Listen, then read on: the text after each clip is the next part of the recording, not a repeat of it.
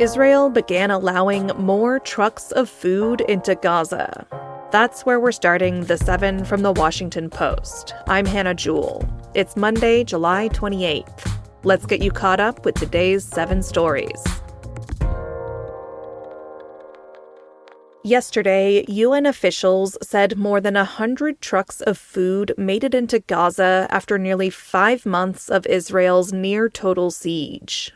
That's less than what experts say is needed to cover the basic needs of Gazans for one day. But it marks a shift in Israeli policy for now.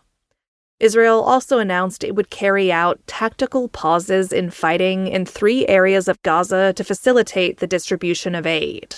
It restarted power to a critical water treatment plant in the territory, and it permitted airdrops of aid.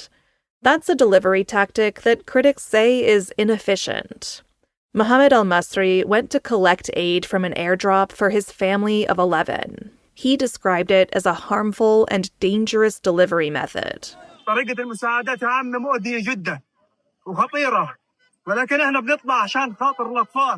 But, he went on, we go for the sake of our children. Israel's change in policy comes as deaths from starvation and international outrage are on the rise. The impact of the hunger crisis is more severe on children. Even those who survive could face lifelong consequences.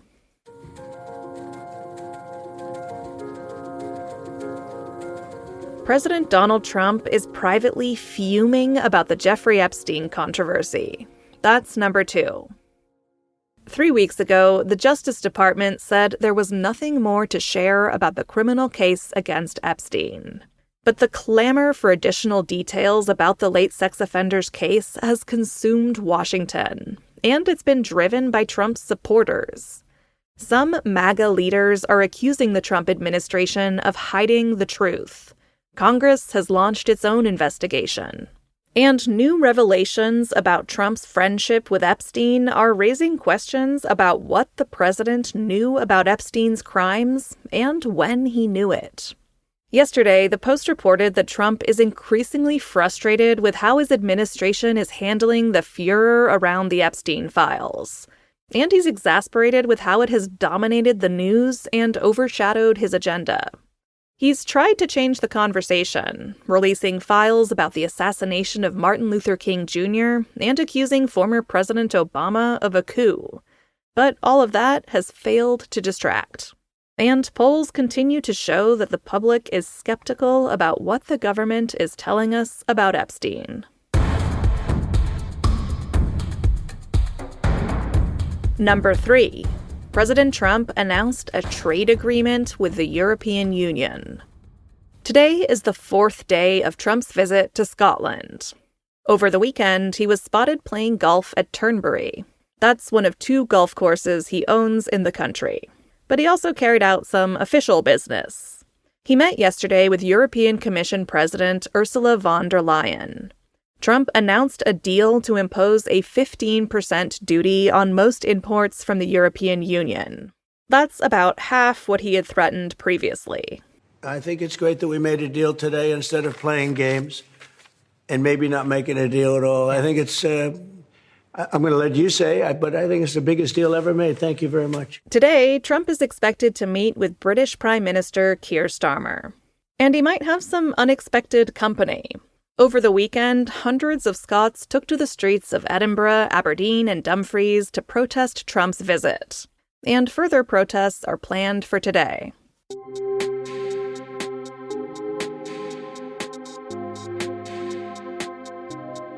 Number 4. 11 people were injured in a stabbing attack at a Walmart. On Saturday, a man used a folding knife to attack people in Traverse City, Michigan. Law enforcement officers said it appeared to be a random act of violence. The victims are all expected to survive. According to the sheriff's office, 42-year-old Bradford James Gilley was taken into custody within minutes of the attack. Walmart customers helped subdue the attacker and treat victims. Officials said they had not determined a motive. Gilley is expected to face a terrorism charge and 11 counts of assault with intent to murder.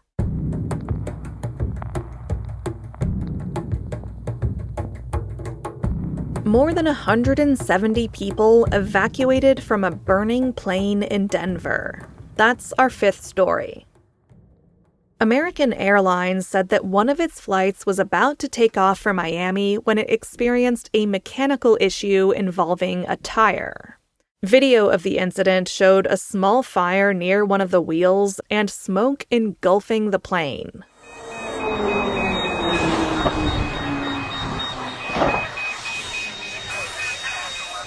Passengers could be seen sliding down an emergency chute at the front of the plane while others evacuated at the back.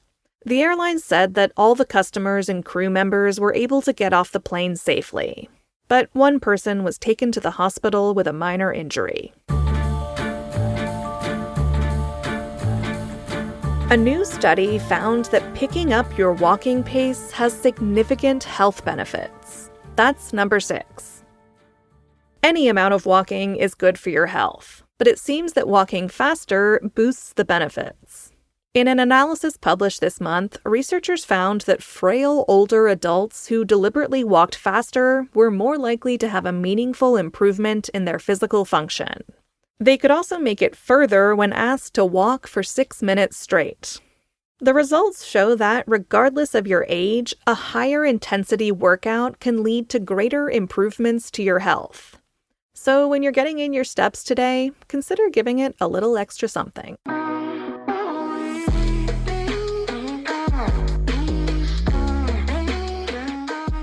And at number 7, the company embroiled in the Coldplay Kiss Cam incident issued a clever response. It's more than likely that you've seen the viral video by now. A man and a woman dramatically abandoning an embrace when they were caught on a jumbotron at a Coldplay concert. They were both executives at a data infrastructure company called Astronomer, but not anymore. The incident has drawn a lot of attention to Astronomer, so the company decided to capitalize on it. It recruited the perfect celebrity for a response video.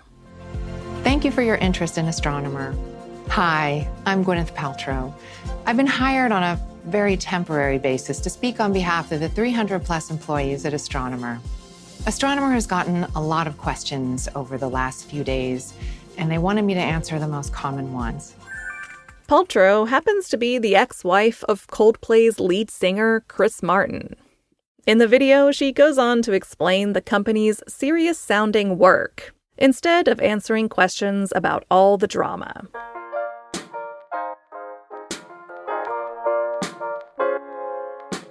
All right, you're all caught up. It's a brand new week and a brand new opportunity to become a subscriber to The Washington Post. It's the number one best thing you can do to support our work here on the podcast. Right now, you can get a discount on a core subscription. It's just $40 for your first year. Head over to WashingtonPost.com/subscribe. I'm Hannah Jewell. I'll meet you back here tomorrow.